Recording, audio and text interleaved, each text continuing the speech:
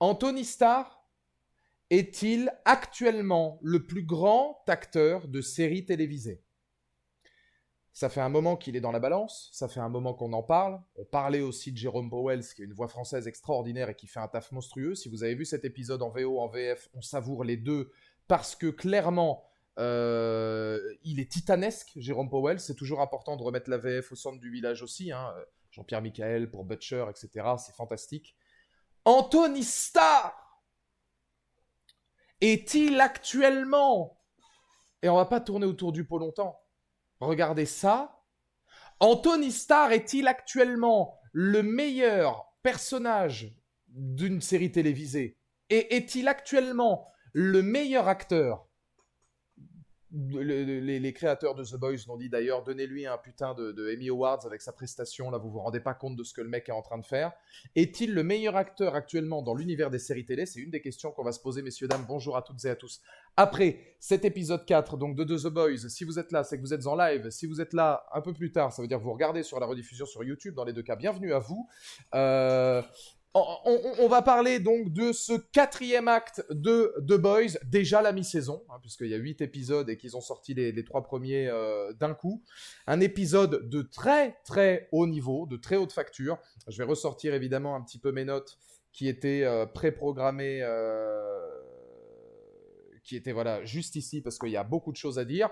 Et évidemment, en fer de lance, la prestation extraordinaire d'Anthony Starr, le travail du Homelander, où pour moi, ça y est, on a atteint un niveau où je pense que c'est l'un des plus grands personnages qui a été donné de voir dans l'univers de la télévision.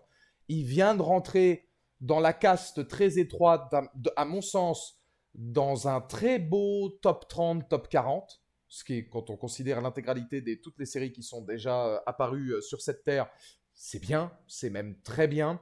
Il y a une névrose chez ce mec, une folie, une haine, mais en même temps une émotion, un besoin d'amour, une passion et presque parfois une empathie hein, qu'il arrive à proposer au spectateur qui est fascinante, dérangeante et d'une finesse d'écriture absolue. Dieu sait que ça doit être difficile de jouer ça. Et si vous avez vu comme moi l'épisode, et vous l'avez vu puisque vous êtes encore dans le coin, waouh! On a assisté à quelque chose avec cet épisode 4 qui est exceptionnel. Comment quelqu'un qui pulvérise une beuteuse et termine par exploser la tête d'un mec avec une godasse, qui fout un mec au four, qui termine absolument tous les scientifiques pour les mettre dans une pièce, excepté la seule nana qui est capable de lui parler vrai, comment un mec comme ça peut malgré tout provoquer au spectateur une certaine forme d'émotion et d'empathie? Comment on peut en arriver là? Aujourd'hui, le Homelander est pour moi dans la caste des antagonistes, un peu comme Theodore Baguel, qui à un moment donné ont une écriture fascinante, Prison Break, qui sont ultra charismatiques, qui sont des dangers totaux, mais qui à un moment donné sont capables de provoquer une empathie. Et ça, on l'avait déjà vu avec le Homelander dans les saisons précédentes, mais là, quand on connaît un petit peu plus effectivement le passé du personnage, c'est d'autant plus intéressant. Installez-vous très confortablement. On va évidemment revenir sur The Boys en 4 points qui sont pour moi les 4 axes un peu majeurs. Évidemment, le Homelander. La prise de pouvoir, parce que pour moi, je pense que c'est ça. On a assisté aujourd'hui, peut-être pas à une prise de pouvoir, mais à un échec dans le sens échiquier du terme. On n'est pas sur échec et mat, mais on a assisté à un bel échec de la part de la Team Vote avec notamment Sister Sage, Firecracker, etc. sur la team des garçons. Puisqu'on l'a vu, là, ce qu'ils ont fait politiquement vis-à-vis de Stella, etc. Il y a un duel qui est très intéressant, mais surtout, il y a quelque chose de très fort sur l'impact aujourd'hui des sociétés actuelles et l'impact de la réalité par rapport à ce qu'ils font au personnage de Stella, notamment vis-à-vis de l'avortement, bah, qui est très couillu, mais qui en même temps est très intelligent. On reviendra aussi sur la continuité de la narration avec Frenchie et Kimiko et sur la rédemption de A-Train, qui continue un petit peu son axe de rédemption. et qui commence un petit peu à nous donner, pourquoi pas, diverses théories comme quoi je pense qu'A-Train, effectivement, ne finira pas la saison. Et ça commence à se voir un petit peu de plus en plus. Et je vous propose d'ailleurs de commencer, tiens, pourquoi pas, par ce sujet, puisque le côté réalisation pure, mise en scène exceptionnelle, tension, mise en place du stress, on en parlera beaucoup sur la séquence avec le Homelander. Le reste est somme toute assez classique. Et ça, j'aime.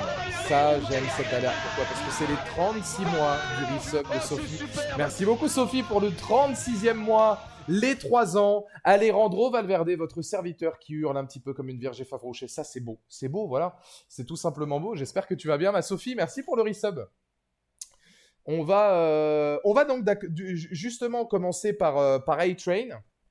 Pour remettre les choses dans leur contexte, on découvre que le père de Yui est en état de mort cérébrale, supposé, hein, voilà, il lui reste que quelques jours, et que, devant la détresse de Yui et devant l'incapacité ou la capacité des garçons à, entre guillemets, prendre une bonne décision, c'est-à-dire que pour les garçons, le but c'est de le laisser mourir, c'est dans l'ordre des choses. Yui, ne voulant pas voir mourir son père, préfère lui donner du composé V, histoire de voir si ça peut à un moment voilà, le rebooster et vaincre la maladie. Il y a d'ailleurs une séquence qui est très intéressante où on se rend compte que vis-à-vis de Butcher, ça n'a pas marché. Ça n'a qu'accéléré le processus, je crois, de son cancer. Tu me rediras, mon soul, hein, mais je crois que c'est un cancer qui développe Butcher. Et lui, il avoue qu'il y a quelques mois, il avait pris du composé V et que ça a accéléré le processus. Donc, il lui conseille de ne pas le faire. Cet axe-là est intéressant parce que on développe d'autant plus, hein, si vous voulez, la continuité narrative de ce qui se passait. Je me souviens que Seb nous en avait parlé dans le live de l'après-midi de tout à l'heure. Alors, pour ceux qui regardent en rediff ou qui n'étaient pas là cet après-midi, ça ne vous parle pas, mais on avait parlé un peu de The Boys. Seb reprochait que la série n'avance pas et qu'on soit toujours dans un statu quo et que ça traîne un peu les pattes. Moi, je trouve justement que cette saison 4 avance beaucoup. Je l'avais même dit la semaine dernière. Je trouve que on est peut-être moins dans le glauque trash borderline, etc., hormis sur certaines séquences qu'avant ça pouvait être. Mais alors là, les axes narratifs, ils avancent beaucoup. C'est-à-dire qu'on on perd pas de temps, même s'il y a des axes qui sont un peu mis en silence. Par exemple, là, on voit ni Jeffrey Dean Morgan ni Ryan. Donc tout le cas de Ryan ne sera pas développé dans cet épisode. Mais la dramaturgie, la psyché du Homelander continue d'être travaillée. Frenchie a avoué à Colin ce qu'il avait fait. Le père donc de Yui a fini par se réveiller avec cette situation-là. Il y a beaucoup de séquences qui se développent quand même. La rédemption de A-Train continue vraiment à prendre un essor assez important. Donc il y a beaucoup de choses qui sont intéressantes, et notamment justement vis-à-vis de Yui, qui va demander du composé V, et qui va demander à A-Train d'aller lui chercher. Le seul problème, c'est que le composé V, il est dans les quartiers du Homelander. C'est un risque énorme, il y va, il le récupère. Le composé V finit par atteindre l'intraveineuse de Simon Pegg, qui termine, je crois, l'épisode ou qui termine le plan en se réveillant. Je crois que c'est peut-être pas le dernier plan de l'épisode, mais en tout cas, c'est le dernier plan de cette séquence narrative, c'est Simon Pegg qui se réveille.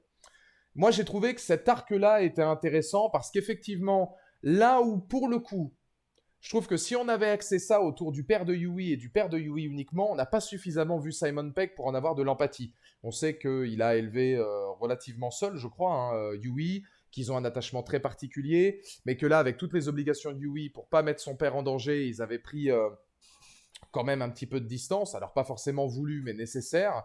Et moi, j'ai trouvé que c'était intéressant de faire ça parce que par le prisme de la douleur de Yui, on travaille la rédemption d'A-Train. Et travailler la rédemption d'A-Train vis-à-vis de la première personne qui l'a mis dans le mal, c'est-à-dire Yui, c'est quand même A-Train qui est rentré dans l'ancienne copine de Yui et puis il l'a fait exploser en l'air. Il y a cette espèce de passation d'amour, de compassion, de haine, de rancœur et finalement de pardon que peuvent avoir l'ensemble de ces protagonistes et que A-Train et Yui vont finir à avoir, parce qu'on termine sur une séquence assez symbolique où Yui le dit au début, il pensait qu'il allait quand même aller se faire mettre A-Train, et il y a quand même cette poignée de main du pardon qui finit par être donnée, et c'est justement ça en fait que j'aime bien dans cet axe-là, c'est qu'on comprend d'autant plus la différence entre le pardon et la rédemption. Le pardon, on peut pas le demander. C'est pas un truc qui se demande et c'est pas un truc que tu peux avoir comme ça. La rédemption, par contre, bah, tu l'as fait de toi-même. C'est toi qui décides de l'avoir. Donc ça, c'est hyper intéressant. Le fait que justement A-Train ait été capable de faire cette rédemption qui amène au pardon, bah, moi, c'est ça que je trouve que c'est ça que j'appelle une rédemption vraiment très intéressante. Je suis en train de mettre voilà, mon économie d'énergie de batterie parce que sinon j'aurais plus le reste des notes que j'ai fait, sachant qu'il me reste 2%, ce serait con que je puisse pas donner le reste. Donc moi j'ai trouvé ça bien. Ça donne en plus des thématiques qui sont intéressantes vis-à-vis de A-Train, je pense. Est-ce que A-Train mourra à la fin de la saison? Est-ce que, je pose la question dans le chat, est-ce que le Homelander potentiellement va découvrir la supercherie? Est-ce que Ashley va vendre A-Train? C'est possible. Ou est-ce que Ashley et A-Train vont peut-être entrer en coalition tous les deux pour rejoindre le côté des garçons et se rendre compte que finalement, même si Ashley sera beaucoup plus team vote, il y a peut-être moyen de contrecarrer le Homelander qui devient trop une menace. On ne sait pas exactement, mais ça peut donner des pistes à étudier pour la suite. Parce que je pense qu'on n'a pas fait cette scène-là uniquement pour le plaisir. Je précise que j'ai pas lu les comics, donc pour moi, tout n'est qu'une découverte. Et puis, on a aussi le réveil de Simon Pegg, qui fait plaisir déjà d'un point de vue cinématographique, puisque Simon Pegg reprendra du service donc dans cette saison 4, et ce petit twist avec quel sera finalement le tenant et l'aboutissant du composé V dans le père de Yui. Yui qui d'ailleurs avait décidé de ne pas mettre le composé V. Comment le composé V est arrivé dans l'intraveineuse selon vous? Je me souviens plus si on le voit ostensiblement dans l'épisode. On peut supposer que c'est sa mère qui a mis le composé V dans le corps de son père. Donc qu'est-ce que vous en pensez dans le chat? J'ai regardé cette scène-là plusieurs fois et j'ai toujours eu un léger doute. Je pense qu'A-Train va survivre, mais il va perdre son frère.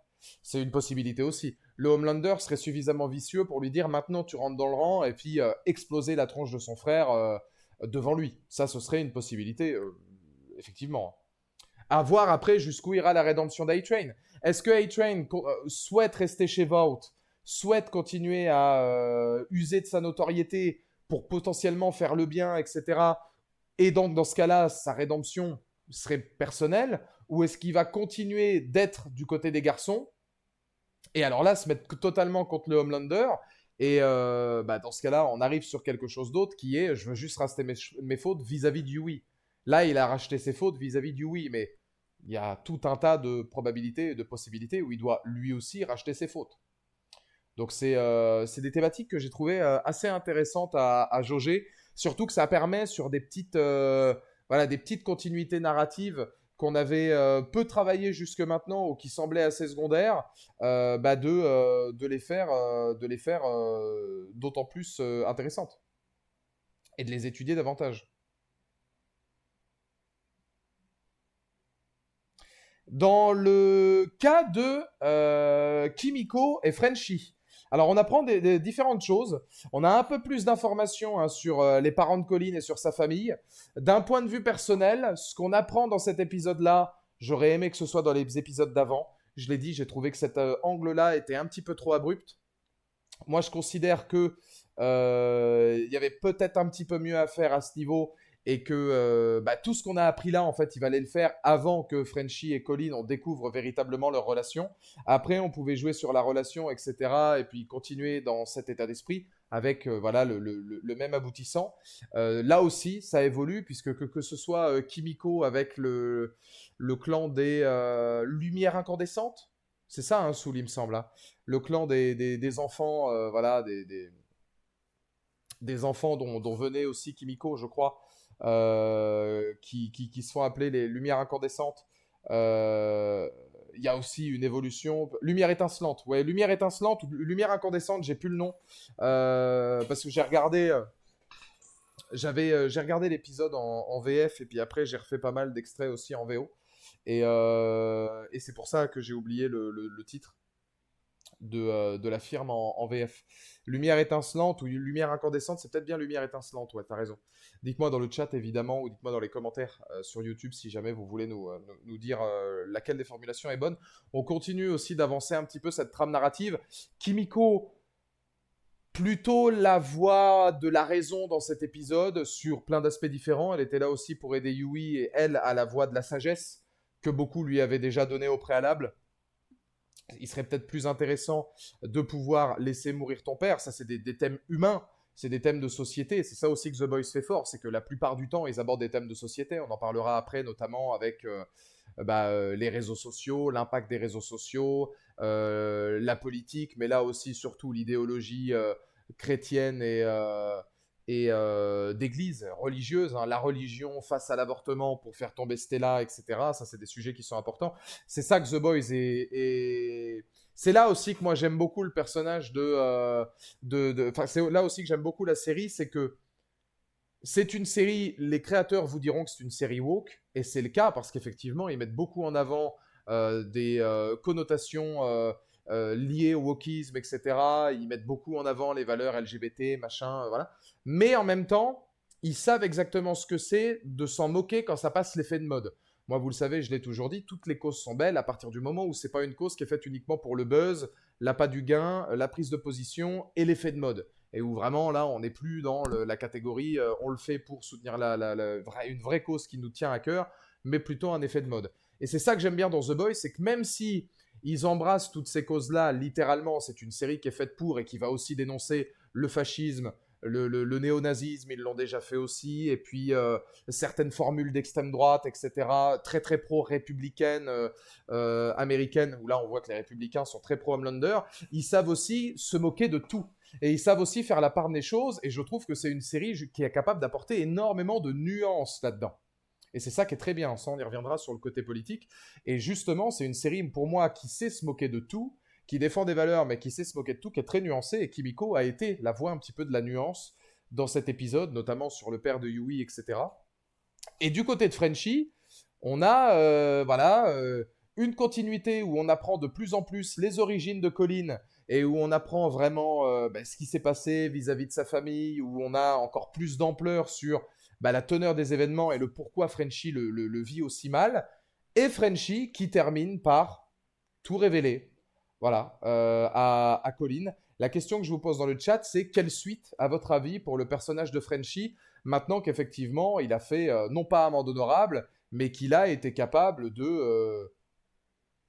d'avouer ses fautes. Est-ce que lui aura un pardon? Comment aborder sa rédemption? Pourra-t-il être pardonné? Quelle est la continuité? C'est la question que j'ai envie de vous poser dans le chat. Le français devrait mourir à la fin de la saison. On touche vers la fin, je trouve, par rapport à son personnage. Disons que Frenchie a toujours été un personnage secondaire, mais qui était énormément travaillé de par son tandem avec Kimiko. Il est vrai que si à un moment donné, on s'éloigne un peu de ce tandem-là, que peut encore apporter Frenchie dans la série, qui est quand même relativement éloigné malgré tout. Alors il est dans la cause de Stella, etc. Et il reste l'un des fers de lance des boys avec la crème pour lutter contre les divers problèmes qu'il rencontre. Mais il a surtout ses problèmes à lui. Et là, il a une trame à lui, effectivement. Est-ce que c'est une trame qui peut durer sur plusieurs saisons? Ça reste à voir. Comment il va, mon gros Tonio? Ah, mais Anthony Starr, mais c'est une légende. Je sais pas si t'as vu l'épisode, mon gros Tonio, mais oh là là. On le garde pour la fin, hein. Forcément, on le garde pour la fin, hein, le passage sur le Homelander, mais c'est extraordinaire, c'est extraordinaire. J'avais vu la vidéo du chef Otaku, il disait que ça n'avançait pas beaucoup depuis la saison 3. C'est vrai qu'on pouvait penser ça jusqu'au moment où Butcher menace Firecracker de diffuser le truc, et qu'elle le diffuse elle-même, elle joue l'axe de la meuf, emplie de remords, qui avoue ses péchés. J'ai trouvé ça très bien joué. Ça, c'est super. Mais ça fait partie justement des choses politiques qui sont immensément intéressantes. C'est comme tu dis, hein, c'est dès que les garçons ils trouvent une preuve, ils essaient de faire chanter Vault et que ils se disent on a un ascendant sur les 7, tout de suite c'est au revoir, merci. Là, le fait par exemple, et c'est ça que j'ai trouvé très fort, on voit ici dans cet épisode d'autant plus toute la maestria de Sister Sage, parce que c'est elle qui chapeaute un petit peu tout, voilà, c'est elle qui tire les rênes, hein. Mais le côté Firecracker, qui va utiliser la politique, qui va utiliser l'église, qui va voir justement qu'elle a été prise en flag, où on voit la photo d'elle en train de se faire démonter dans une bagnole, et puis elle fait « Non mais tu sais quoi, c'est moi qui l'envoie ». Et qu'elle retourne totalement ça à son avantage, preuve que c'est quand même une nana maline aussi, et qu'en même temps, derrière, on pousse à bout systématiquement les autres, c'était déjà le cas, et c'est back-to-back. Souvenez-vous, dans les épisodes précédents, Sister Sage avait 15 longueurs d'avance, avec elle qui se fait passer pour une nana pro-Stella, et qui va agresser un mec pro-Homelander, les 3 martyrs du Homelander qui se font buter au sommet d'un building, et puis qui sont rejetés là, comme si c'était... voilà, soi-disant les partisans de Stella qui avaient commis un crime. Là, c'est pareil, on va tellement pousser Stella à bout qu'elle vient, elle se fait filmer, puis c'est perdu. Et alors, il y a le coup de l'avortement, où en plus, le coup de l'avortement, elle va perdre les derniers trucs qu'elle pouvait, parce qu'effectivement, les abus de colère, les abus de pouvoir, plus l'avortement, qui est ultra prohibé là-bas, c'est parce qu'on montre des côtés extrêmement puritains des États-Unis. Ouais, ça montre l'intelligence totale de Sister Sage, de Firecracker, et cette incapacité, pour l'instant, de la part des Boys, à justement prendre l'avantage. Et c'est très très très bien écrit. C'est très bien écrit, c'est très bien joué, parce que quand tu vois un Karl Urban qui est ultra content, fier de lui, voilà, qui parade un peu, qui fait le pan, ouais non mais on va te baiser, t'inquiète pas, nous on sait, tu vas pas aimer mon plan, et puis tu le vois tout de suite après avoir cette tronche de oula, tu vois, genre vraiment merde, c'est pas évident. Là, moi, j'ai bien aimé. J'ai bien aimé parce que tu passes d'une idée à l'autre très très rapidement et de la dernière personne que tu imagines flancher, c'est-à-dire Butcher, en mode merde, on s'est fait baiser. Et que Butcher se dise ça, lui qui d'habitude est quand même très virulent et très porté sur le non, non, t'inquiète pas, on a toujours un plan de secours. Là, ouais, c'est une réussite totale. C'est pour l'instant, il y a un non-match entre la team des Boys et la team de Vout, où Vout est largement en avance. H-15 Val. Mais j'ai tellement faim, gros Tonio. Tu sais que je ne pense qu'à ça. Hein. Je ne pense qu'à ça. Faudra d'ailleurs, quand on sera au resto, mon gros Tonio, que le gars fait sa tambouille en plein stream. Faudra qu'on y pense pour ce qu'on fait dans la soirée. Hein. L'heure à laquelle on se retrouve à la MB. Combien de temps vous restez d'ailleurs le week-end? Ça se trouve, t'es en camping et il y a peut-être moyen le dimanche ou le lundi, si t'es encore là, qu'on se fasse un petit before ou un truc comme ça. Faudra que tu me dises, le planning du week-end, mais en vrai, on parlera de ça demain en légende. Je pense qu'on aura l'occasion de se faire pas mal de trucs. Là, ça va être un week-end où je suis relativement libre en plus, donc on peut se faire tout un tas de choses. Et la scène où Ezekiel explose, je me demande qui a fait ça, si c'est Butcher. Alors moi, la théorie que j'ai, Soul, vis-à-vis d'Ezekiel, c'est que Butcher a encore des pouvoirs à cause du composé V, mais qu'il ne l'a pas dit. Voilà. Je pense que Butcher ment, parce que Butcher, si il continue à prendre du V et qu'il le dit, les autres vont faire la gueule. Je pense qu'il dit à Yui, lui-même sait que c'est pas une bonne solution de prendre du V. Donc lui-même sait que faut pas demander à Yui de donner du V à son père. C'est pas une bonne chose. Il le sait, c'est pour ça il veut pas que Yui soit traumatisé par ça ou son père pareil. Mais je pense qu'il en prend encore, ou qu'il en a encore des restes, et que du coup il a des pouvoirs. Et que c'est lui qui a fait ça. Moi, c'est mon argument là-dessus. J'ai pas vu l'épisode, donc je veux pas me faire spoil. À demain, Val, on s'appelle dans la matinée. Ouais, oui, je serai dispo demain, mon gros Tonio, si tu veux qu'on se capte aux alentours d'11h30. Hein. Tu peux m'appeler aux alentours d'11h30, on se retrouve à 13h30 là-bas, de toute façon, un petit peu avant si t'as envie, hein, avec grand plaisir. Si tu veux qu'on se retrouve d'abord à 13h ou autre. Mais ouais, si tu veux mettre ça au point, on s'appelle demain vers 11h30 avec plaisir. Et c'est ça que j'avais noté, ouais, on utilise l'Église pour de la propagande politique. C'est blindé de mensonges, mais qui sont la critique justement de toute cette société-là. On retourne aussi les événements passés de Stella contre elle. Parce que effectivement, il y a aussi le fait que je crois il parle d'un moment où elle n'avait pas réussi sur son premier sauvetage, elle avait fait des victimes collatérales ou autres. Et, ouais, ça, moi, j'aime beaucoup l'idée de voir aussi Sister Sage qui prend les commandes. Elle est aux commandes totales des cerveaux de l'opération. Le Homelander n'est pas là, c'est elle qui gère. Du même principe que ce qu'elle fait avec The Deep. Je sais pas comment vous réussissez à analyser la relation qu'a Sister Sage et The Deep. Pour moi, Sister Sage, elle en a rien à branler de The Deep. C'est vraiment l'idiot utile, disons-le crûment. Hein. S'il peut la faire jouir, tant mieux. S'il peut la lobotomiser parce qu'il a percé un peu ses secrets, pourquoi pas. Mais alors, elle le sait, il est con comme une bite. et elle va s'en servir à bon escient en lui faisant croire que le mec est malin alors que pas du tout. Parce que si lui c'est un plan de renfort pour elle, elle sait qu'elle aura un renfort quoi qu'il arrive bête et méchant derrière elle parce que The Deep n'a absolument aucun cerveau. Quelqu'un de foncièrement très idiot. Donc j'ai trouvé que c'était intéressant. Et ouais, non, cet enjeu politique autour de Stella, autour du duel entre Stella et Firecracker était vraiment brillant. C'est subtilement écrit en plus. À chaque fois qu'on se dit pourquoi pas, et finalement non, ils sont quand même replacés dans leur dernier retranchement. Ils sont quand même renvoyés directement à la case départ. Vote a trop de points d'avance. Et ils ont vraiment la capacité de les tenir en échec régulièrement sur des actes en plus non violents. Alors non violents devant les caméras. C'est-à-dire on passe pour les prudes, les saintes nitouches, etc. J'ai fait des erreurs, oui, il était plus jeune que moi, mais ça a fait de moi la femme que je suis, ça m'a rapproché de la foi. Et puis d'un autre côté, elle a avorté, vous vous rendez compte. On sait exactement à qui parler, hein. Firecracker, meilleur nouveau personnage. Mais Firecracker, d'ailleurs, c'est Roawin qui me le disait, qui était joué par l'actrice qui fait l'un des personnages de Detroit Become Human, le jeu. Donc ça, c'est super. Oui, effectivement, Kara, ouais, voilà, c'est ça, ouais. Et oui, c'est un des meilleurs personnages qui était là jusque maintenant. Après, pour être tout à fait honnête, moi j'aime beaucoup Sister Sage aussi. Je trouve que son côté tellement riche intellectuellement, avec le côté longueur d'avance. En fait, ce qui est intéressant dans la manière de filmer The Boys jusque maintenant, c'est que Sister Sage, quand elle est filmée, tu vois au niveau de regard et de l'attitude qu'elle a déjà comme les 4 ou 5 prochaines scènes de la série dans la tête. Elle le sait déjà. Et quand elle regarde le reste, par exemple, un truc que j'ai trouvé très fort, on sait que Sister Sage et Firecracker ne s'aiment pas beaucoup.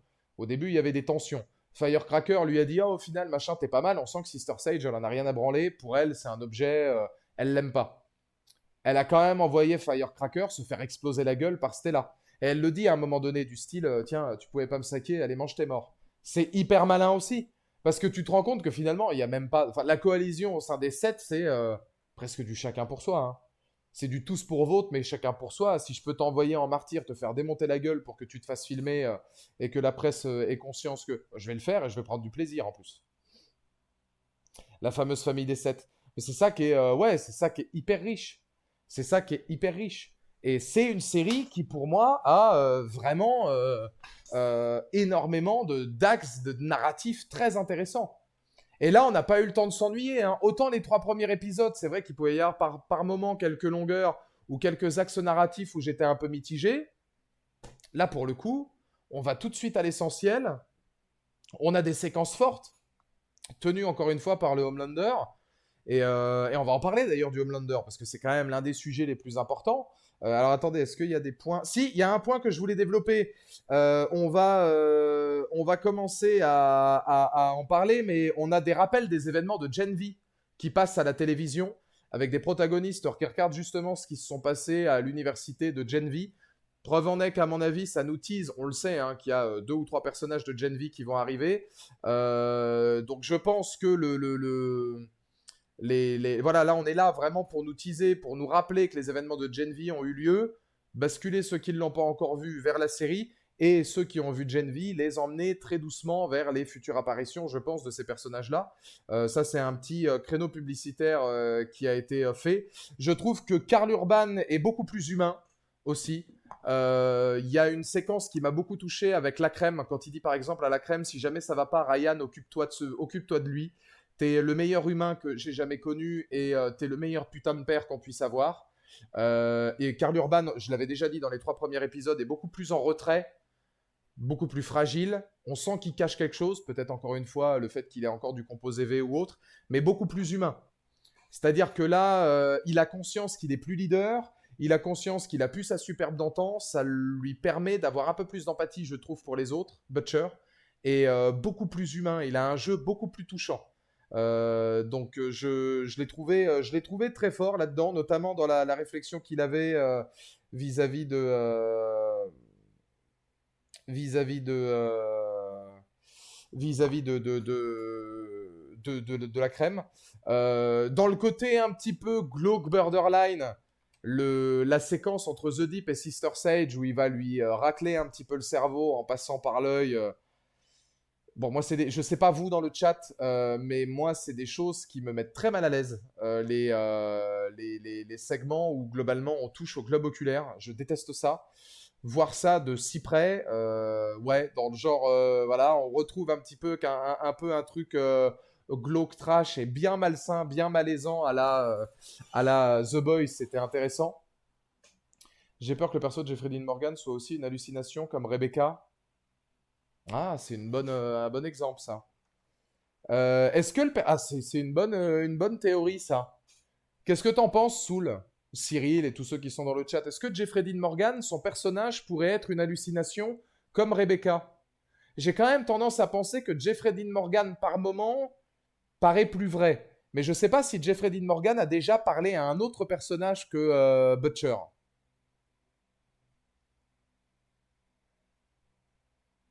Alors après, peur. Il faudrait l'étudier. C'est vrai que si c'était ça, il faudra qu'il y ait un très gros travail autour d'un épisode probablement entier et de la relation entre Dean Morgan et Karl Urban. Parce que là, tu peux pas, avec juste un acteur comme ça, tu peux pas te permettre d'être juste une hallucination passagère qui n'a que peu de sens. D'ailleurs, j'ai vu sur Twitter sur la scène d'introduction de Jeffrey où Butcher lui sert un verre et Jeffrey ne le touche pas du tout, le verre de la scène. Ça peut, hein, potentiellement, ça peut être des axes de théorie, ouais. Ça peut être des axes de théorie où lui, finalement, ne serait qu'une hallucination. Après, Soul, bon, ça, c'est des théories, mais une hallucination serait totalement capable de boire un verre, hein. Si vraiment tu veux avoir une hallucination, tu serais capable de faire en sorte que Jeffrey Dean Morgan boive un verre pendant l'alu. Mais si jamais c'est une hallucination et qu'ils ont fait exprès, c'est très subtil. Parce que c'est possible aussi. Donc ça, ce serait à voir effectivement selon la possibilité. Mais si c'est une hallucination de quelqu'un qui l'a connu euh, avant, il faudra un gros travail pour que justement le personnage prenne un maximum en ampleur et en puissance. Et Jeffrey n'apparaît que quand il y a Butcher aussi. Ah bah oui, mais enfin bon, là c'est trop tôt pour le dire encore dans le sens où on l'a pratiquement pas vu. Ça, c'est vrai, mais c'est encore tôt pour le dire dans le sens où il a eu que 3 scènes. Il a eu 2 scènes dans l'épisode 1, une scène dans l'épisode 3, donc bon, ça paraît encore... C'est une théorie intéressante et à creuser, mais ça paraît encore un peu tôt pour le dire. Mais c'est possible, oui, effectivement. Parce que Butcher, il a des hallucinations et des visions et commence à en avoir quelques-unes. Rebecca, ça devient de plus en plus assistant. J'ai loupé une partie, j'étais au cinéma, je vais revenir vers ça. J'espère que vous avez encensé le Roi Star. Bah, on t'attendait, mon Slade, parce que c'est justement la partie dans laquelle on va parler là. On en a parlé un petit peu au début. L'axe majeur d'un épisode qui dure 1h06, qui est assez long, hein, qui passe vite, mais qui est assez long. L'axe principal, c'est l'envie de retourner au bercail pour finalement vaincre ses démons, vaincre son passé de la part du Homelander, qui va revenir là où il a été élevé, retrouver tous les médecins qui ont été ses détracteurs et qui l'ont élevé pour voir un petit peu quels étaient ses pouvoirs et comment on pouvait l'étudier, et tous les enculer les uns après les autres, avec une accumulation de scènes. Il n'y a pas qu'une seule scène. Il n'y a pas que la scène de la branlette qui, pour le coup, montre qu'Anthony Starr est exceptionnel.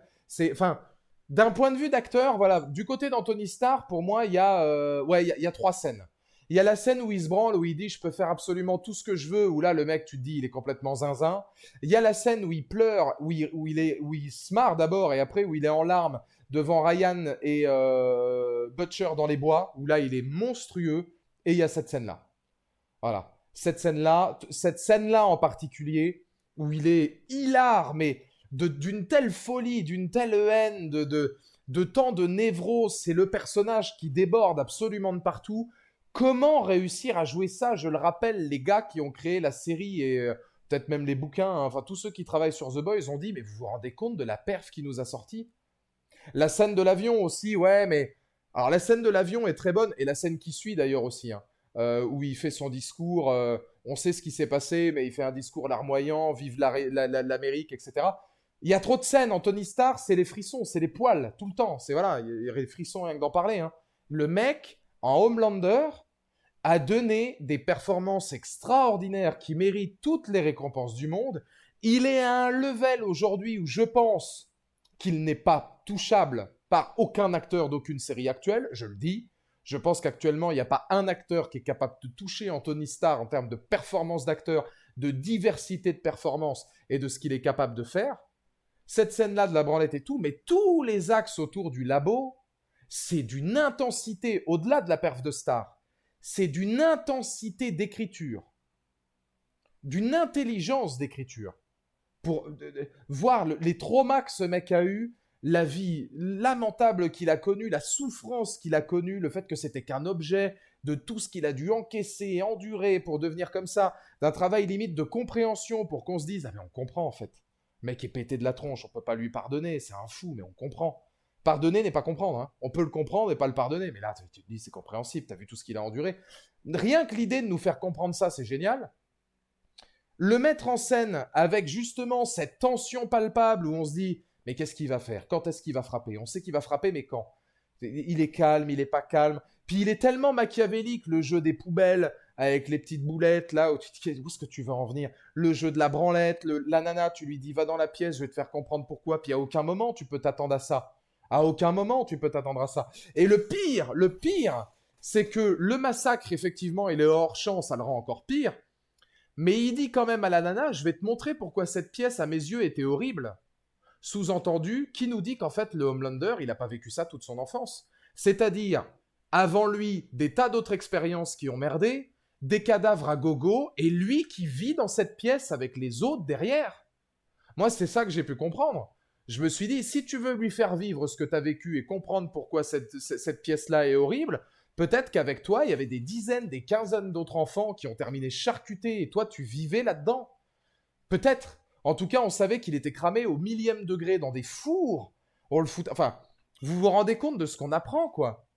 Il était dans des expériences, on le mettait dans un four pour voir s'il allait fondre et à quel point sa peau tenait. Lui, il avait conscience de tout. On le mettait dans des endroits et on se marrait pendant qu'il se branlait ou on l'obligeait à se branler, je sais plus exactement. Tu te dis, mais c'est hallucinant. Les iblages subliminales, ouais, avec les gens dans le four. On peut imaginer qu'il y en a peut-être qui n'ont pas survécu, qui ont été balancés, et lui, il était avec les corps calcinés, décomposés. Et tu te dis, ce talent de mise en scène pour mettre autant de tension, être totalement au service du jeu d'Anthony Starr, mais autant de tension, jouer sur l'attente, jouer sur le stress, jouer sur le montage, les montages alternés, le non-dit, la musique qui monte crescendo, l'acting de... C'est phénoménal. C'est phénoménal. La saison 4 de The Boys, on pouvait se dire les 3 premiers épisodes, bon, démarrage sympa, timoré mais sympa, voilà. Mais là, mon frère, là, ils ont fait le premier gros coup. Ils ont fait le premier gros coup. Ils ont mis le premier gros coup de cette saison. Comme dans la saison 3 où il y avait le hérogasm ou d'autres séquences complètement cultes, parce que dans la saison 3, il y en avait pas mal, ou dans la saison 2, c'était pareil avec Stormfront et le Homelander et à des scènes complètement folles, notamment le final. Pareil dans la saison 1 avec l'avion. Voilà, là, on a la scène emblématique de la saison 4. On a une des séquences emblématiques de la saison 4. Pour moi, dans la saison 3, l'une des séquences que j'ai préférées, c'est le petit soldat et le Homelander, quand le petit soldat lui dit « Putain, mais c'est toi mon fils, mais t'es une vraie fiotte. T'es une pauvre merde, j'en reviens pas que mon engeance c'est ça, mais je suis dégoûté. » Et tu vois Homelander, le visage du gamin qui était heureux de retrouver son père, l'enfant quoi. Le Homelander, c'est un gamin. C'est un gamin. Et c'est un gamin. Et c'est pour ça que t'as de l'empathie et de l'émotion pour lui. S'il pourrait faire les pires saloperies, maintenant qu'on sait tout ça, avec ses yeux d'enfant, son besoin irascible d'être aimé, tu peux pas le détester. Attention, parce que c'est très particulier. C'est très particulier, parce que tu peux pas le détester, mais il faut quand même ne pas l'idolâtrer. Si tu faut regarder le truc quand même. La série lui en met plein la gueule, et c'est quand même une sacrée critique de tout ce qu'elle représente. Mais c'est génial en termes d'écriture. C'est d'une intelligence folle. Et le pire, c'est de se dire que la meuf qui a participé à ces expériences reste en vie alors que tous les autres ont été détruits gentiment. Oui, mais pourquoi Soul? Parce que cette nana-là, c'est la seule qui est capable de lui parler. Et ça, je pense que quelque part, le Homelander le respecte.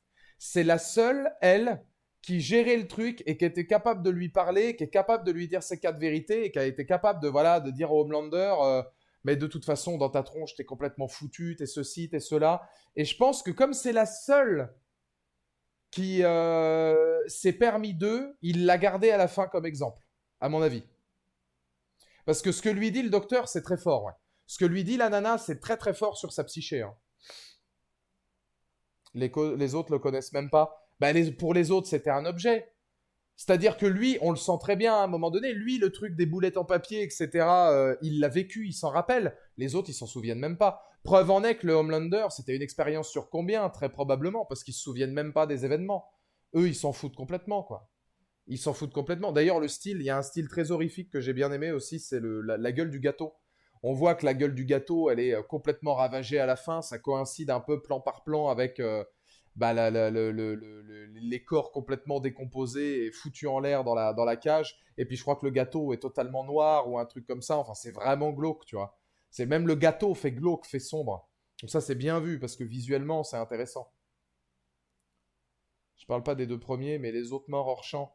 Ah bah non, les autres morts hors champ, ça se trouve, non, ils le connaissent même pas. Mais c'est parce que voilà, le mec est complètement pété de la tronche. Mais même les deux premiers, ils se rappellent de qui c'était, mais il y a des tas de souvenirs qu'ils ont plus. Et puis voilà, faut pas oublier que le Homelander, il a été, et il s'est très bien dit par Aziz, c'est un mec qui est constamment manipulé. Il a été manipulé par la nana là, avec les produits laitiers, nous sont nos amis pour la vie. Il a été manipulé par les hautes instances. Il a été manipulé par Vought. Il a été manipulé par les médecins. Il est même manipulé par Sister Sage. Soyons honnêtes. Soyons honnêtes. Il est totalement manipulé par Sister Sage.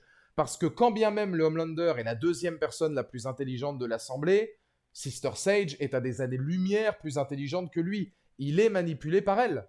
Parce que en lui donnant la clé du voilà, je veux que tu me dises quand j'ai tort et j'ai pas envie que tu marches que dans mon sens, évidemment qu'elle elle va s'en servir par moment à son escient. Pour l'instant, ça reste plus de l'ordre du service, etc. Mais on sent que Sister Sage, si elle veut, elle peut en faire à peu près ce qu'elle veut. Parce qu'elle est capable de lui dire des choses que personne ne lui dit. Donc on est aussi de l'ordre de la manipulation. On est aussi dans l'ordre d'une manipulation, parce qu'elle sait qu'elle a un avantage certain, qu'elle mettra à profit à un moment donné, je pense. Mais, mais oui, c'est vraiment. Cet épisode marque pour moi un événement qui est. Le Homelander aujourd'hui est un antagoniste qu'on peut comprendre. C'est plus un fou. C'est toujours un fou. Mais c'est plus un fou incompréhensible. C'est plus cette espèce de mec cruel et complètement barré, en fait, qui a aucune notion humaine et on comprend pas.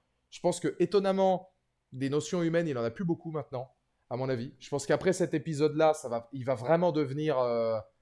Là, ça va vraiment devenir le Homelander, à mon avis, que personne n'a envie de rencontrer. Parce que je pense que là, son objectif, c'était de dire au revoir à ses dernières parts d'humanité, ses dernières parts d'émotion, de tristesse, de vengeance, etc. Et ouais, c'est le début de la fin. Je pense que là, c'est le début de la fin. Parce qu'il s'est totalement sevré voilà, de sa haine, de sa rancœur, de sa douleur, de ses névroses. Il en aura encore, à mon avis, hein, mais perso, j'ai de l'empathie pour le Homelander, mais en même temps, il me terrifie. Mais c'est que normalement, on n'est pas censé en avoir de l'empathie pour le Homelander. Parce que le Homelander, enfin, tu regardes le somme de trucs qu'il a fait, c'est hallucinant. Mais là, oui, c'est tellement bien écrit qu'il y a le jeu entre eux. Sans avoir de l'empathie, on le comprend et ça attriste un peu de voir ce qu'il a vécu gamin, quoi, parce que c'en était un, il n'avait pas envie de ça. Hein. Qu'est-ce que tu penses du nouveau personnage de Noir? Moi, je trouve c'est n'importe quoi. Je dirais, et le mec qui parle que l'ancien personnage de Noir parlait pas, ils auraient dû trouver un autre acteur qui joue Noir largement mieux. Cela, franchement, c'est vraiment débile. Autrement, tous les nouveaux persos que j'ai vus, j'adore. Bon, il n'est pas étudié. En fait, pour l'instant, Noir, c'est juste le running gag du comment je peux faire pour être encore plus dans mon personnage. Voilà. Mais on n'a rien d'autre hein, sur Noir. Donc, tout ce qu'on savait de Noir, c'était que c'était l'un des meilleurs amis du Homelander, l'ancien. Il a été remplacé, mais là, c'est vrai que, bon, globalement, il n'y a pas il y a pas d'écriture particulière. Hein.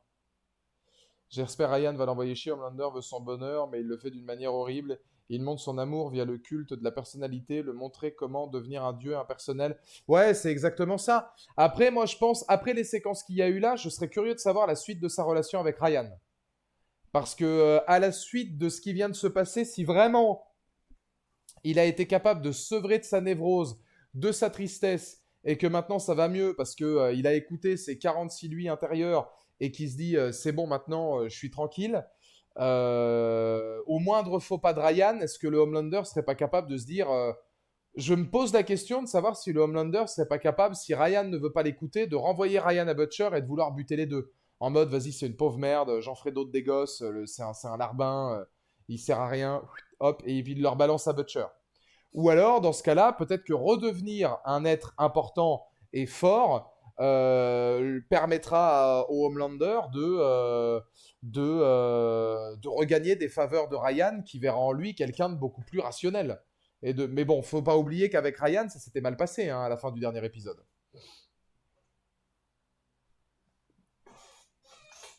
On a parlé de Firecracker, ouais, notamment le rapport avec l'intelligence de Sister Sage, le fait qu'ils aient toujours des longueurs d'avance niveau politique, que l'actrice était superbe, que en tant qu'acting hein, évidemment, qu'il y avait une maestria de jeu et d'écriture pour renvoyer à Stella en fait tous ces problèmes, notamment l'avortement, des problèmes très américains, puritains, actuels.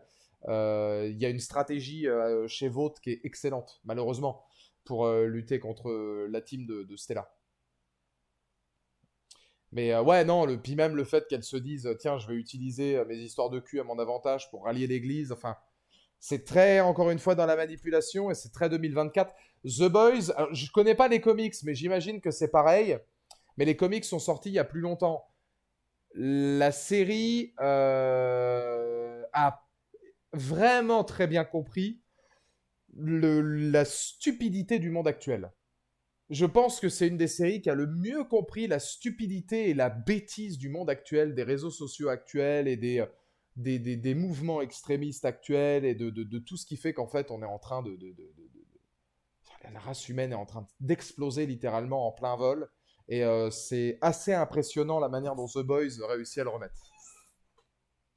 Les comics sont nuls à Yesh apparemment. Alors moi j'ai que des retours comme quoi les comics sont excellents.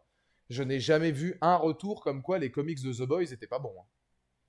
J'ai mon Yaya, je sais pas si Yaya est là, il est peut-être parti parce qu'il a pas vu l'épisode, mais Yaya c'est un gros lecteur des comics, il m'a dit que c'était super. Moi j'ai eu aucun retour négatif hein, vraiment de la part des comics. On est d'accord que si le Homelander se lâche totalement, il n'y a plus de série. Bah, si le Homelander il se lâche totalement, je pense qu'il peut tuer tout le monde. Donc forcément, mais c'est pas non plus dans son intérêt. Moi là, un point que j'ai envie de relever, une question que j'ai envie de vous poser, est-ce qu'aujourd'hui chez The Boys, il y a une petite Homelander dépendance? Est-ce que si on fait 2 ou 3 épisodes sans le Homelander, parce qu'admettons il part en exil, il revient, je dis une connerie, hein, est-ce que les 2 ou 3 épisodes auraient la même saveur, la même force sans le Homelander? Toujours avec les mêmes autres acteurs. Hein. Il y a des personnages qu'on aime bien, il y a des scénarios qu'on aime bien. Stella et Firecracker, par exemple, ça n'inclut pas dans cet épisode de Homelander. Il n'empêche que j'ai quand même l'impression qu'il y a une sacrée dépendance vis-à-vis du Homelander, un peu de la même manière que Walking Dead avait une grosse dépendance avec Negan, où tu as atteint un tel niveau sur ce personnage-là, une telle écriture et un tel jeu vis-à-vis d'Anthony Starr, une telle sens de la tension, de la mise en scène et tutti quanti, que forcément, j'ai utilisé l'expression tutti quanti, que bah là, tu te dis, waouh, quoi. Faut que les autres intrigues aient un sacré haut niveau. Parce que là, honnêtement, de toutes les autres intrigues qu'il y a, je pense pas à l'heure actuelle qu'il y ait une intrigue aussi intéressante que le petit soldat, par exemple, dans la saison 4. Pour l'instant, les intrigues de la saison 4. Peut-être celle de Simon Pegg va être pas mal avec la rédemption de A-Train. Stella Firecracker, c'est le premier épisode où ça m'intéresse vraiment. Avant, j'étais un peu sceptique. Et puis Frenchie, Kimiko, bon, c'est pas celle que je préfère. Elle continue un peu à se développer, mais c'est pas celle que je préfère. C'est même vraiment loin d'être la plus intéressante et la plus mise en avant. Avec les lumières étincelantes ou lumières incandescentes, je sais plus exactement. Le groupuscule qui attaque Kimiko. Mais voilà, il y avait l'axe autour de Stormfront, mais l'axe autour de Stormfront était pas mal lié à Homelander quand même. Mais l'axe autour de Stormfront était super. J'ai l'impression que les saisons précédentes de The Boys avaient la capacité d'avoir des scénarios qui faisait qu'on pouvait de temps en temps avoir du lourd sans forcément avoir le Homelander toujours devant. Là, la saison 4 nous le montre, hein, c'est Homelander. C'est Homelander, Homelander. Le flashback des paybacks dans la saison 3 était bien. Bah, tout ce qui était autour de l'actrice de Walking Dead, Laurie Holden, qui jouait l'équivalent de la sorcière rouge aussi, c'était hyper intéressant là-dessus. Il y avait, ouais, il y avait beaucoup de bonnes choses. Puis encore une fois, le petit soldat tenait une part énorme à la narration. Effectivement, il est possible qu'il y ait une Homelander dépendance où on se dit que là, les axes les plus intéressants sont largement. Dites-moi dans le chat si vous n'êtes pas d'accord, dites-moi dans les commentaires ci-dessous, évidemment, ça faisait longtemps que je n'avais pas fait ce geste, si vous êtes d'accord ou non dans la rediffusion. Ça a l'air d'être plus ou moins acté, hein, que là, vous le dites clairement que voilà, une dépendance n'est pas négative, mais bon, la relation Butcher et Yui était incroyable en saison 3. Oui, mais Butcher est vachement en retrait. Alors c'est vrai que c'est une bonne remarque. Dans les premières saisons, Butcher avait à peu près autant d'espace que le Homelander. Butcher-Homelander en saison 2 et 3, c'était le duel. Donc l'un valait autant que l'autre. Là, Karl Urban est très en retrait. Butcher, très en retrait. C'est normal, on en a parlé, c'est au niveau du scénario, etc. C'est compréhensible. Mais ça reste très très en retrait. Donc forcément, comme il est moins mis en avant, on a tendance à se dire, ah bah, c'est le Homelander qui donne à manger. Puis alors là, enfin, quand t'as une telle maestria de mise en scène, ça se passe en huis clos, la tension est à couper au couteau, c'est hors norme. Alors là, oui, forcément, c'est encore plus, ouais, c'est encore plus impressionnant, quoi. C'est encore plus impressionnant. Mais pour moi, bon bah largement jusque maintenant le meilleur épisode de la saison. C'est déjà quand même l'épisode de mi-saison, donc il fallait faire avec. On va voir un petit peu ce que ça va donner ensuite, hein, mais du coup, moi j'ai une petite théorie. N'hésitez pas à me donner vos théories dans le chat, hein, on a encore 10 petites minutes de stream. J'ai une petite théorie, la meuf de Gen V qui peut manipuler le cerveau va réussir à contrôler Sage avec sa lobotomie, vous l'aurez vu ici. Ah ouais. Oui, parce que de toute façon, les deux épisodes qui vont arriver, c'est la nana qui est capable de faire des lobotomies et c'est le frère du fils de Schwarzenegger. Celui qui a une aventure avec la nana qui rétrécit, c'est eux, je crois, qui ont été élevés au rang de héros alors que les autres ont tous été enfermés. Donc c'est les deux qui devraient rencontrer les sept, normalement. C'est possible. Après, à voir. Ils ont fait la série Gen V, je pense que c'est pas pour rien. À voir l'impact et l'importance de ces personnages-là. Est-ce que ce sera qu'un caméo, une apparition? Est-ce qu'ils vont vraiment en parler? Est-ce qu'ils veulent faire des liens, mais en laissant vraiment les deux séparés pour que chacun ait leur histoire? Rappelons quand même que dans Gen V, il n'y a pas beaucoup de personnages qui reviennent de The Boys. Anthony Starr le fait. Parce qu'ils savent, comme quoi je parlais de Homelander dépendance, ils savent que dans un final de Gen V, le personnage charismatique qu'il faut, c'est le Homelander. C'est le Homelander. C'est le protecteur. Et on voit aussi dans le trailer Butcher qui va enquêter dans l'école de Gen V. Ça aussi, oui, effectivement. Donc, il y a quand même fort à suggérer qu'en deuxième partie de saison, l'intrigue de Gen V prenne une place importante, mais à la place de laquelle on n'en a pas réglé une pour l'instant. Le Homelander, on n'a pas réglé le cas de Ryan. La guerre Stella Firecracker, on ne l'a pas encore réglé. Frenchie et Colin, c'est pas encore réglé. Le groupuscule contre Kimiko, c'est pas encore réglé. Yui et son père, je sais pas si je l'ai cité, mais si je l'ai pas cité, c'est pas encore réglé. Butcher et sa maladie et ce qu'il veut faire là-bas, c'est pas encore réglé. Donc, vous pensez qu'on reverra Soldier Boy? Bah, je sais pas si dans les comics, il réapparaît Soldier Boy. De la manière dont c'est acté là maintenant, je vois pas en quoi il serait utile là maintenant dans la narration. Euh, Là actuellement, j'aimerais, moi personnellement, le revoir parce que c'est un personnage hyper intéressant. Mais il est vrai que là, je me demande s'il aurait un intérêt dans la série, sachant qu'on est très très très loin quand même de narration où il pourrait avoir une pertinence. Faut pas citer les comics, c'est trop différent. Ah ouais, si les comics, ouais, ils prennent beaucoup de liberté comme dans Walking Dead, c'est dur aussi. Je sais pas pour Soldier Boy, après il a rien à voir dans le comics. Il est mieux dans le comics ou mieux dans la série Soul? Ah, il doit être mieux dans la série parce qu'en vrai, rien que par rapport à l'acteur, La performance d'acteur. Les séquences qu'il a sont quand même très fortes, hein. Tout est mieux dans la série. Ouais, mais Bob, tu nous as dit que toi, tu trouvais que le comics c'était à chier, mais il y en a beaucoup qui ont dit que les comics étaient excellents, donc c'est pour avoir une part des choses, mais là, les gens ont l'air d'être plus ou moins de ton avis, dans la série, il est mieux, ouais. Est-ce que vous avez dans les comics des exemples de personnages mieux écrits que dans la série, par curiosité, si on a envie d'élargir un petit peu la critique? Dans le comics, c'est un Captain America gay qui sert juste de gigolo envers Adam Lander. Oh mon dieu. D'accord. Bah alors que Soldier Boy, c'est vachement mieux parce que il se tape des vieilles dans la série. Wouhou! Génial. Mais non, il est génial, hein. C'est Jesper Eccles, en plus, l'acteur, qui fait un taf de fou avec lui.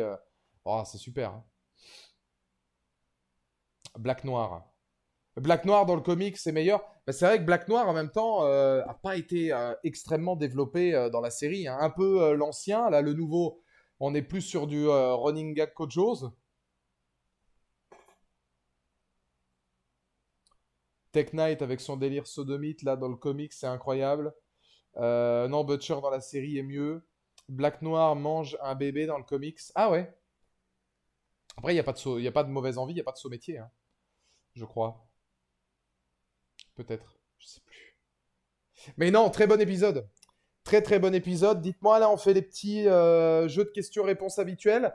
Est-ce qu'il y a des points que vous voudriez voir soulignés davantage, des choses auxquelles on n'aurait peut-être pas parlé, des théories que vous voudriez émettre?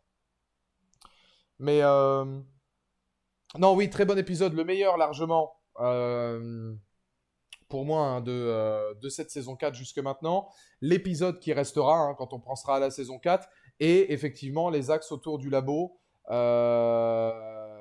Les axes autour du labo qui sont parmi les meilleures scènes qu'on ait eues, je pense, all time dans toute la série, hein. La relation Butcher-Mothermilk. Ah bah ça, j'en avais parlé justement, ouais, entre Butcher et la crème.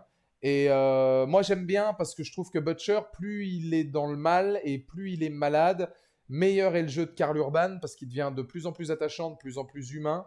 Et j'ai beaucoup aimé la séquence où il parle à la crème et où il lui dit: t'es le meilleur père que Ryan pourrait jamais avoir et t'es un des meilleurs putains d'êtres humains qu'on pourrait rencontrer.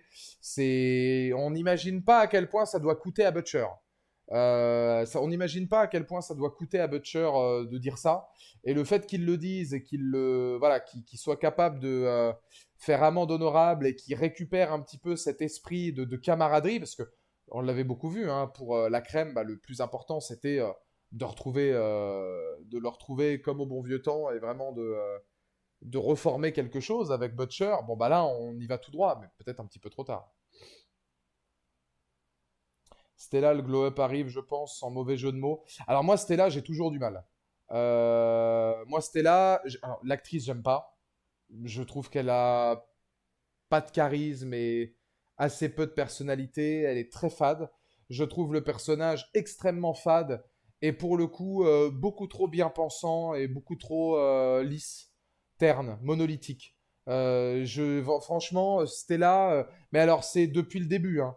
Depuis la saison 1, Stella, c'est un personnage que je ne supporte pas. Donc, compliqué, tu vois. Moi, si tu me dis Team Stella ou Team Firecracker, Firecracker me fait vachement plus marrer, hein. Mais oui, c'est même pas que Stella, elle a des nuances, c'est que le récit par les autres personnages lui l'oblige à avoir des nuances parce qu'on lui met un petit peu toutes les merdes qu'elle a fait sous le nez, mais ça prend pas. Avec moi, ça prend pas. Je n'y arrive pas. La relation avec Yui, ah si, il y a quand même un truc qu'on apprend, c'est que Stella, elle a failli avorter. Ça veut dire quand même qu'elle était enceinte. Ça, je crois pas qu'on l'avait su, que Stella avait été enceinte de Yui. C'est quand même hyper important. Pareil, c'est un twist important parce que c'est extrêmement subtil dans la manière dont ils le mettent.